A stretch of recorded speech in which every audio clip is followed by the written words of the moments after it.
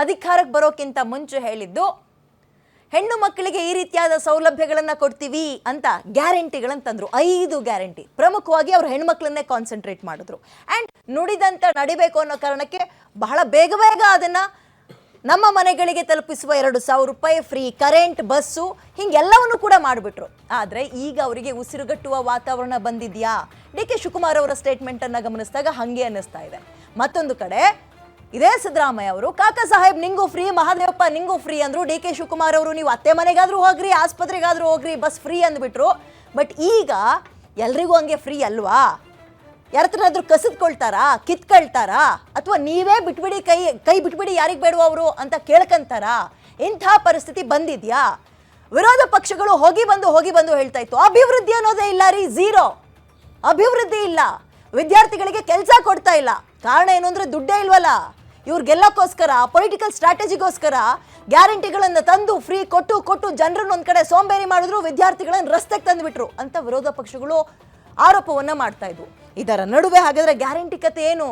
ಸಿದ್ದರಾಮಯ್ಯ ಅವರು ಇನ್ನೊಂದೆರಡು ದಿನದಲ್ಲಿ ಬಂದು ದಯವಿಟ್ಟು ಯಾರಿಗೆ ಬೇಡುವ ಅವರಿಗೆ ಗ್ಯಾರಂಟಿಗಳನ್ನು ತಗೊಳಕ್ ಹೋಗ್ಬಿಡಿ, ಬಸ್ಸಲ್ಲಿ ಹೋಗೋರು ದುಡ್ಡು ಕೊಟ್ಟು ಹೋಗಿ, 2,000 ರೂಪಾಯಿ ಬರ್ತಾ ಇದ್ರೆ ಬೇಡ ಅಂತ ಹೇಳಿ, 10 kg ಅಕ್ಕಿ ಬರ್ತಾ ಇದೆಯಲ್ಲ ಕಟ್ ಮಾಡಿಸಿ ಅಂತ ಏನಾದರೂ ಕೇಳ್ತಾರಾ? ಇದ್ರ ಬಗ್ಗೆ ಚರ್ಚೆಯನ್ನು ಮಾಡ್ತಾ ಹೋಗೋಣ. ಇದೇ ಹೊತ್ತಿನ ವಿಶೇಷ ಗ್ಯಾರಂಟಿ ಕಟ್. ನಾನು ವಿದ್ಯಾ ಮಲ್ನಾಡ್.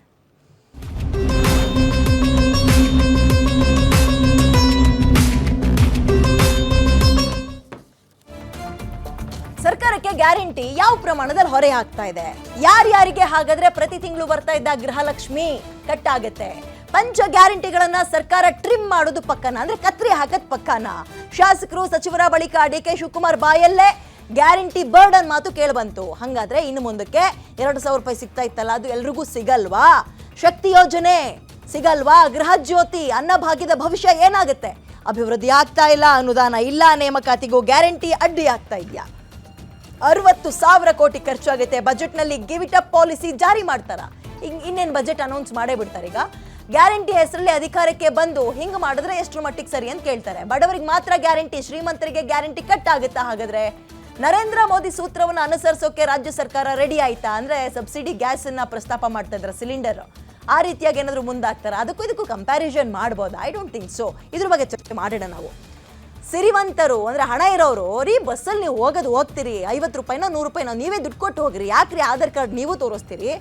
ಅಕ್ಕಿ ಹೆಂಗಿದ್ರು ನೀವು ತಗೊಂಡು ನಿಮ್ಮ ಹಳ್ಳಿಲಿರೋ ಅಂಗಡಿಗೆ ಹೋಗಿ ಮಾರೋದು ಬೇಡ, ಸೋನಾ ಮಸೂರಿ ಅಕ್ಕಿ ತಿಂತೀರಿ, ಇದನ್ನ ತಗೋಬೇಡಿ ಬಿಡ್ರಿ ಅಂತ ಕೇಳ್ತಾರ? ಅಥವಾ ಕರೆಂಟ್ ಬಿಲ್ ನಾವೇ ಹೋಗಿ ಕಟ್ತೀವಿ ಅಂತಾರ? ಫ್ರೀ ಸಿಕ್ಕಾಗ ಜನ ನಿಜವಾಗಿಯೂ ಬೇಡ ಅಂತ ಹೇಳ್ತಾರ? ಇದ್ರ ಬಗ್ಗೆ ನಾವು ಚರ್ಚೆ ಮಾಡ್ತಾ ಹೋಗೋಣ. ನಿಮ್ಮ ಮಗು ಅಳ್ತಿದ್ಯಾ? ಹಾಗಾದ್ರೆ ನಿಮ್ಮ ಮಗುವಿಗೆ ಜೀನಿ ಸರಿ ಇಟ್ಕೊಡಿ. ಯಾಕಂದ್ರೆ ಜೀನಿ ಸರಿ ಇಟ್ಟು ನಿಮ್ಮ ಮಗುವಿಗೆ 100% ಸರಿಯಾದ ಆಹಾರ. ನಿಮ್ಮ ಮಗು ನೆಮ್ಮದಿಯಾಗಿ ನಿದ್ದೆ ಮಾಡಬೇಕಾ, ದಷ್ಟಪುಷ್ಟವಾಗಿ ಬೆಳಿಬೇಕಾ? ಹಾಗಾದ್ರೆ ಜೀನಿ ಸರಿ ಇಟ್ಟು ಕೊಡಿ. ಎಲ್ಲಾ ಮೆಡಿಕಲ್ ಶಾಪ್ಗಳು, ದಿನಸಿ ಅಂಗಡಿಗಳು, ಸೂಪರ್ ಮಾರ್ಕೆಟ್ಗಳಲ್ಲಿ ಲಭ್ಯ. ಇದರ ಚರ್ಚೆಯನ್ನು ಆರಂಭ ಮಾಡೋಕ್ಕಿಂತ ಮುಂಚೆ ಬೆಳಗ್ಗಿನಿಂದ ಸಂಜೆ ತನಕ ರಾಜಕೀಯದ ನಾಯಕರುಗಳು ಇದ್ರ ಬಗ್ಗೆ ಏನೇನು ಪ್ರಸ್ತಾಪ ಮಾಡಿದ್ದಾರೆ, ಮೊದಲು ಅದನ್ನ ಕೇಳ್ತಾ ಹೋಗೋಣ. Have a look. ನೋಡ್ರಿ, ನಾನು ಹೇಳೋದೇ ಬೇರೆ, ನೀವು ಮಾಡ್ತಾ ಇರೋದೇ ಬೇರೆ. ಗ್ಯಾರಂಟಿ ಖಂಡಿತ ಎಲ್ಲರಿಗೂ ಬರ್ಡನ್ ಆಗೇ ಆಗ್ತಾ ಇದೆ, ಸರ್ಕಾರಕ್ಕೆ ಬರ್ಡನ್. ಅಂದ್ರೂ ನಾವು ಗ್ಯಾರಂಟಿನ ನಿಲ್ಲಿಸಲ್ಲ ಅಂತ ಹೇಳಿದ್ದೀವಿ. ತಪ್ಪೇನಿದೆ? ಪರಿಷ್ಕರಣೆ ಏನಿಲ್ಲ. ಕೆಲವರು ಯಾಕೆ ಹೇಳ್ತಾ ಇದ್ದೀನಿ ಅಂತಂದ್ರೆ, ಕೆಲವರು ಸತ್ತಿರೋರೆಲ್ಲ ತಗೊಂಡಿದ್ದಾರೆ. ಸುಮಾರು ಜನ ಕೋಟ್ಯಾಂತರ ರೂಪಾಯಿ ಯಾರು ಸತ್ತಿದ್ದಾರೆ ಅದು ಕಲೆಕ್ಟ್ ಮಾಡ್ಕೊಂಡಿದ್ದಾರೆ. ನಂಬರ್ 2, ಅಕ್ಕಿಗಳು ಅಷ್ಟೇ. ಅಕ್ಕಿನೂ ಏನು ಅವ್ರ ಅಕೌಂಟಲ್ಲಿ ಯಾರು ಸತ್ತಿದ್ದಾರೆ, ಕೆಲವು ವಯಸ್ಸಾದವರು, ಅವರು ಅಕ್ಕಿನ ಡ್ರಾ ಮಾಡ್ತಾ ಇದ್ದಾರೆ. ಇವೆರಡು ಮೇಜರ್ ಇಶ್ಯೂ. ಸ್ವಾಭಾವಿಕವಾಗಿ ನೋಡಿ, ಒಂದು ಗ್ಯಾರಂಟಿಯ ಹೊರೆ ಅನ್ನೋದಕ್ಕಿಂತ ಅದು ಒಂದು ಭಾಗ, ಅಭಿವೃದ್ಧಿಯ ಒಂದು ಭಾಗ ಅಂತಂದು ಸಹ ನಾವು ಏನು ನಮ್ಮ ಅಭಿವೃದ್ಧಿ ತುಣುಸು ನಾವೇನು ಮಾಡ್ತೀವಿ ಅದರಲ್ಲಿ ಅರ್ಧ ಭಾಗ ಎಷ್ಟು ತುಣುಸು ನಾವು ಗ್ಯಾರಂಟಿಗೆ ಸುಮಾರು 60,000 ಕೋಟಿ ನಾವು ಅದು ಹಣವನ್ನು ಕೊಡ್ತಾ ಇದ್ದೀವಿ. ಹೀಗಾಗಿ ಅದು ನಾವು ಚುನಾವಣೆಗಿಂತ ಪೂರ್ವದಲ್ಲಿ ತುಣುಸು ಜನರಿಗೆ ಕೊಟ್ಟಂಥ ಆಶ್ವಾಸನೆ ಇದೆ.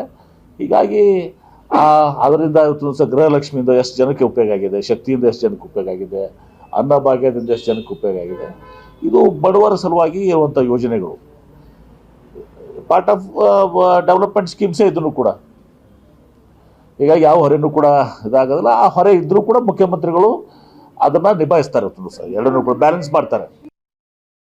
ನಾವು ಡಿ ಕೆ ಶಿವಕುಮಾರ್ ಅವರು ನಮ್ಮ ಅಧ್ಯಕ್ಷರು. ಚುನಾವಣೆಗೆ ಹೋಗುವಾಗ ಮ್ಯಾನಿಫೆಸ್ಟೋನ ನಾವು ಎಲ್ಲರೂ ಸೇರಿ ತಯಾರು ಮಾಡಿದ್ವಿ. ನನ್ನನ್ನು ಅಧ್ಯಕ್ಷನಾಗಿ ಮಾಡಿದರು ಮ್ಯಾನಿಫೆಸ್ಟೋ ಕಮಿಟಿಗೆ. ನಾನು ಕೊಟ್ಟ ಮೇಲೆ ಅಧ್ಯಕ್ಷರು ಅದನ್ನು ಬಿಡುಗಡೆ ಮಾಡಿದರು. ಎಲ್ಲ ಕಲೆಕ್ಟಿವ್ ಆಗಿ ನಾವೆಲ್ಲ ಜವಾಬ್ದಾರಿ ತೊಗೊಂಡೇನೆ ಈ ಮ್ಯಾನಿಫೆಸ್ಟೋ ನಲ್ಲಿ ಗ್ಯಾರಂಟಿಗಳನ್ನ ಪ್ರಕಟಣೆ ಮಾಡಿದ್ದೇವೆ. ಅವರಿಗೆ ಈಗ ಅನಿಸಿರ್ಬೋದು, ಅವರಿಗೆ ಅನೇಕ ವಿಷಯಗಳು ನಮಗೆ ಗೊತ್ತಿಲ್ಲದೆ ಇರೋದು ಅವ್ರಿಗೂ ಗೊತ್ತಿರುತ್ತೆ.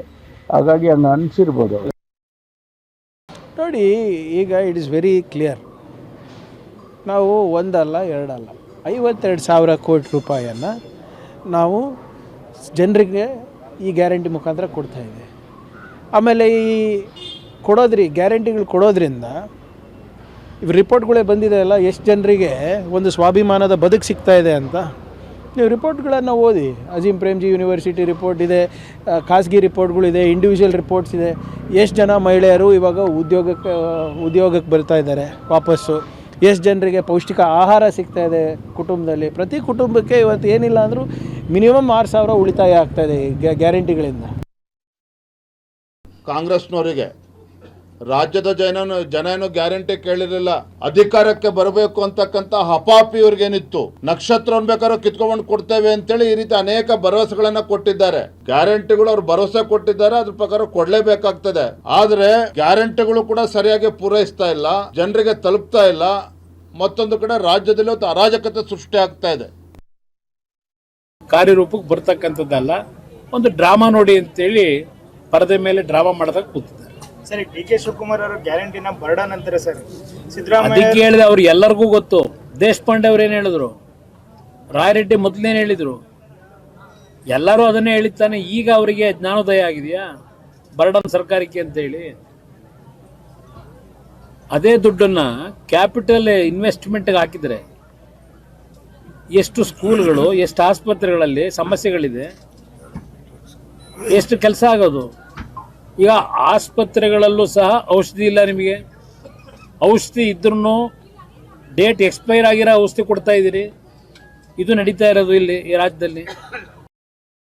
ನಿಮ್ಮೂರಿನಿಂದ ವಿಶ್ವ ಮಟ್ಟದವರೆಗೆ ರಾಜಕೀಯ, ಸಿನಿಮಾ, ಸ್ಪೋರ್ಟ್ಸ್ ಯಾವ ಸುದ್ದಿಯೂ ಮಿಸ್ ಆಗಲ್ಲ.